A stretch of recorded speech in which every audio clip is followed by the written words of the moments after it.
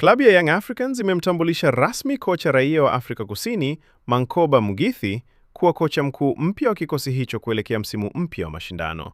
Mugithi anajiunga na Yanga akiwa na rekodi kubwa ya mafanikio katika soka la Afrika, hususan nchini Afrika Kusini, ambako amejijengea heshima kama mmoja wa makocha wenye uzoefu mkubwa.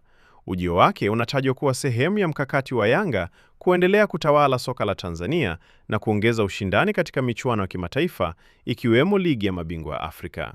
Kocha huyo mwenye umri wa miaka 55 aliwahi kuwa sehemu muhimu ya benchi la ufundi la klabu ya Mamelodi Sundowns, ambapo alifanya kazi kama kocha msaidizi, baadaye kocha mwenza na hatimaye kocha mkuu.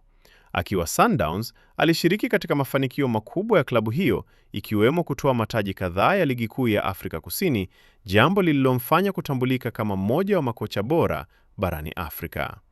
Baada ya kuondoka Mamelodi Sundowns, Mugithi alijiunga na Golden Arrows, ambako aliendelea kuonyesha uwezo wake wa kujenga timu yenye ushindani mkubwa kabla ya kukubali changamoto mpya ya kuinoa Yanga. Mugithi anatarajiwa kuanza mara moja maandalizi ya kikosi kwa ajili ya msimu mpya, huku akipewa jukumu la kutetea ubingwa wa ligi kuu Tanzania bara pamoja na kuiongoza Yanga kufanya vizuri zaidi katika ligi ya mabingwa Afrika.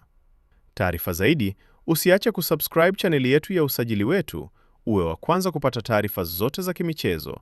Pia tunapatikana kwenye mitandao yote ya kijamii: Facebook, Instagram, TikTok pamoja na Twitter kwa jina la Usajili Wetu. Jina langu ni Shabby Graphics.